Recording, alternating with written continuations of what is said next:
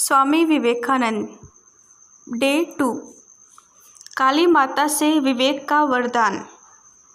इसी प्रकार की दूसरी घटना उस समय हुई जब सन 1884 में नरेंद्र के पिता श्री विश्वनाथ दत्त का देहांत हो गया और पारिवारिक झगड़ों के कारण घर की आर्थिक स्थिति अत्यंत शोचनीय हो गई। किसी दिन तो घर में चूल्हा भी नहीं जल पाता था और सबको भूखा ही रहना पड़ जाता था।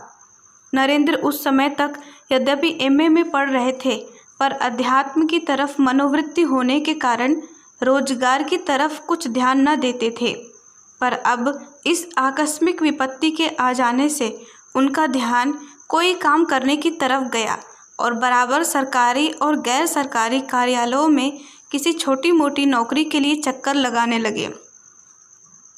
पर कई महीने बीत जाने पर भी जब सफलता न मिली और परिवार वालों का कष्ट बहुत बढ़ गया, तो उनको परमहंस देव का ख्याल आया कि उनके आशीर्वाद से इस विपत्ति से छुटकारा पाया जाए। तब नरेंद्र ने यह समस्या गुरुदेव के सम्मुख रखी और उनसे काली माता के सम्मुख इसकी प्रार्थना करने का आग्रह किया। तो उन्होंने कहा, भैया, मुझसे तो ऐसी बात नहीं कही जाएगी। तू ही क्यों नहीं कहता? तू माँ को नहीं जानता, इसीलिए तो यह सारा बखेड़ा खड़ा हुआ है। परमहंस देव के समझाने पर नरेंद्र भीतर के मंदिर में पहुँचे और उन्होंने देखा कि वास्तव में वहाँ अनंत प्रेम की वर्षा करती हुई माता का चिन्मय स्वरूप उपस्थित है। भक्ति और प्रेम से उनका हृदय भर गया और बार बार प्रणाम करके कहने लगे, माँ, विवेक दो, वैराग्य दो, भक्ति दो और ऐसा करो जिससे नित्य तुम्हारा दर्शन होता रहे। जब वे बाहर आए तो परमहंस जी ने पूछा, क्यों माँ के पास जाकर आर्थिक तंगी को दूर करने की प्रार्थना की? उनके इस प्रश्न से चौंक कर नरेंद्र ने कहा, नहीं, उसे तो मैं भूल गया। अब क्या होगा? परमहंस देव ने कहा, जा फिर चला जा, वहाँ जाकर माँ को सब बात बतला दे, वे अवश्य सब व्यवस्था कर देंगी। नरेंद्र फिर मंदिर में गए, पर भीतर पहुँचते ही फिर सब बात भूल गए और बार बार ज्ञान और भक्ति के लिए प्रार्थना करके बाहर ही निकल गए। तीसरी बार भी ऐसा ही हुआ और तब वे परमहंस देव को पकड़कर बैठ गए कि यह सब आपकी ही लीला है, अब मेरे परिवार के निर्वाह की व्यवस्था आप ही कीजिए। अंत में परमहंस देव जी को कहना पड़ा कि जा, तुम्हारे परिवार को रोटी कपड़े की कमी नहीं रहेगी। और हुआ भी ऐसा ही। इस घटना से मालूम होता है कि जिन व्यक्तियों का दृष्टिकोण आध्यात्मिक होता है, वह कठिनाई में पड़ने पर भी ईश्वर से अपने स्वार्थ संबंधी कोई याचना नहीं करते। उनकी दृष्टि में इस क्षणभंगुर वस्तुओं का मूल्य ज्ञान और भक्ति जैसे संसार सागर से पार करने वाले तत्वों की अपेक्षा अत्यंत न्यून होता है। यही कारण है कि घोर आर्थिक कष्ट में फंसे होने पर भी वे काली माँ के सामने वैसी तुच्छ बात को न कह सके और ज्ञान और भक्ति का वरदान मांगकर ही चले आए। हमको इसकी तुलना आजकल के उन साधकों से करनी चाहिए जो कोई साधारण सा अनुष्ठान आरंभ करते ही बड़ी बड़ी कामनाओं की सिद्धि का स्वप्न देखा करते हैं और जब अपनी अयोग्यता के कारण कुछ प्रगति नहीं होती तो देवता को झूठा बतलाते हैं। इससे हम समझ सकते हैं कि वर्तमान समय में अध्यात्म मार्ग से लोगों की श्रद्धा हटने जाने का कारण क्या है। जन सेवा के लिए संन्यास। इसके कुछ समय पश्चात परमहंस देव का स्वास्थ्य अधिक बोलने के कारण बिगड़ गया और उनकी सेवा का भार नरेंद्र ने अपने ही ऊपर लिया।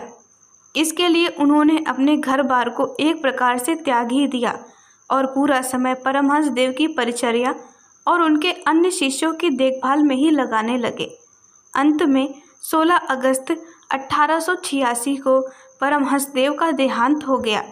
तब उनके समस्त शिष्यों और आश्रम की व्यवस्था का भार नरेंद्र पर आ पड़ा। उन्होंने कुछ गृहस्थ भक्तों की सहायता से एक पुराना खंडहर जैसा मकान किराए पर लिया और 5-7 नवयुवक वहीं रहकर आत्म साधना में संलग्न रहने लगे। नरेंद्र ने अपना उदाहरण उपस्थित करके सबको यही प्रेरणा दी कि जब हम सन्यासी हो चुके हैं तो हमको भोजन वस्त्र की सुविधा असुविधा का ध्यान छोड़ देना चाहिए। उस समय वास्तव में स्थिति भी ऐसी आ गई थी कि आश्रम में खाने को कुछ भी सामग्री नहीं रहती और भिक्षा के द्वारा जो थोड़ा बहुत चावल मिल जाता उसी को उबालकर सब बांटकर काम चला लेते। साथ में साग भाजी की तो क्या बात, कभी कभी नमक भी नहीं मिलता था, पर इससे किसी के मुख पर असंतोष का कोई चिन्ह न दिखाई देता था। सूखे चावल को खाकर भी लोग काम करते थे।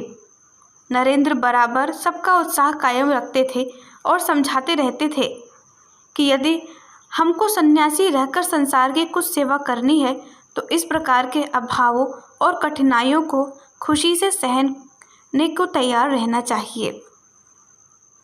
देश दशा का अनुभव।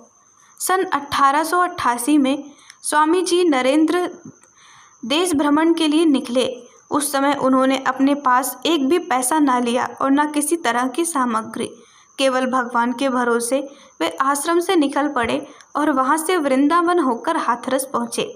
वहां का स्टेशन मास्टर शरद चंद्र उनका भक्त बन गया और बड़े आग्रह के साथ उन्हें अपने यहाँ ठहराया। एक दिन उसने पूछा, स्वामी जी आप उदास क्यों जान पड़ते हैं? स्वामी जी ने उत्तर दिया, बेटा मुझे एक महान कार्य पूरा करना है, पर अपने साधनों की अल्पता देखकर मैं निराश हो जाता हूँ। मेरे गुरु का आदेश है कि हमारी मातृभूमि का पुनरुत्थान किया जाए। भारतवर्ष से सच्ची आध्यात्मिकता लुप्त हो गई है और भुखमरी का भूत सर्वत्र घूम रहा है। इसलिए भारतवर्ष को शक्तिशाली बनाकर अपनी आध्यात्मिकता द्वारा विश्व को विजय करना चाहिए। कुछ समय बाद स्वामी जी हाथरस से चल दिए, पर शरद चंद्र ने उनको न छोड़ा। उसने नौकरी से इस्तीफा दे दिया और साधु बनकर इनके साथ ही चल दिया। स्वामी जी हिमालय के विभिन्न स्थानों में भ्रमण करने लगे। जहाँ शरद चंद्र बीमार पड़ गया तब स्वामी जी ने उसकी इतनी अधिक सेवा की जितनी कोई नौकर नहीं कर सकता। फिर हरिद्वार पहुंचकर वे स्वयं बीमार हो गए और 5 महीने की चिकित्सा तथा सेवा शुश्रूषा से बड़ी कठिनाई से निरोग हुए। इस बीच में खबर आई कि कलकत्ते का आश्रम आर्थिक संकट के कारण बड़ी बुरी हालत में है। स्वामी जी की शीघ्र ही वहां पहुंचे और कुछ व्यवस्था करके फिर भारतवर्ष की यात्रा पूर्ण करने को निकल पड़े। इस यात्रा में स्वामी जी को बड़े अनुभव हुए और उन्होंने विभिन्न भारतीय वर्गों की अच्छी जानकारी प्राप्त की।